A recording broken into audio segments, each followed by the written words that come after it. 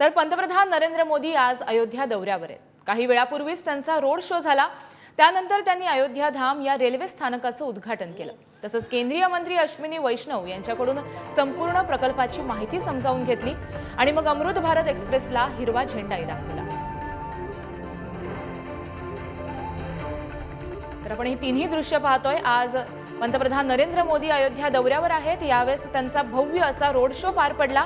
त्यानंतर मोदींनी रेल्वेला हिरवा झेंडा सुद्धा दाखवलाय आणि त्यानंतर मोदींनी संपूर्ण रेल्वे स्थानकाची पाहणी केली आहे।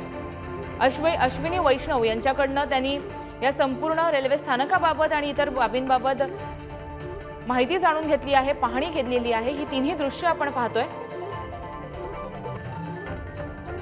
राम मंदिर लोकार्पणाआधी आज पंतप्रधान नरेंद्र मोदी अयोध्या दौऱ्यावर आहेत आणि महत्त्वाच्या विकास कामांचं लोकार्पण आज होणार आहे। त्याचबरोबर नवं विमानतळ आणि रेल्वे स्थानकाचं सुद्धा लोकार्पण पार पडलेलं आहे। विमानतळाचं सुद्धा लवकरच लोकार्पण होईल।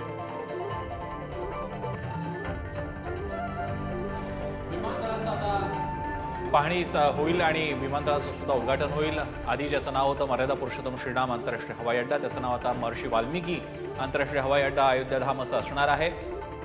रेल्वे स्टेशनपासून थोड्याच अंतरावर आहे। तिथे आता मोदी जातील आणि कदाचित तिथे पोहोचली असतील, दृश्य आपल्याकडे थोड्या वेळात येतील। तिथे त्याची पाहणी करून मोदी या विमानतळाचं सुद्धा लोकार्पण करतील आणि येत्या 6 जानेवारीपासून तिथून दैनंदिन दृष्ट्या प्रत्यक्ष विमान उड्डाणं सुरू होतील।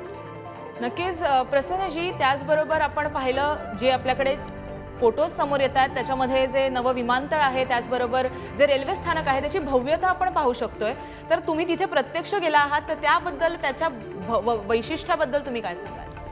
एक तर अयोध्या धाम जंक्शन असेल किंवा विमानतळ असेल ते राम मंदिराच्या प्रतिकृतीत साकारण्यात आलेलं आहे। मोठ्या प्रमाणात राजस्थानमधून मागवलेले गुलाबी कलरचे जे कोरायला शिल्पकाम करायला सोपे असतात अशा प्रकारचे दगड वापरण्यात आलेले, भव्यता आहे त्यामध्ये।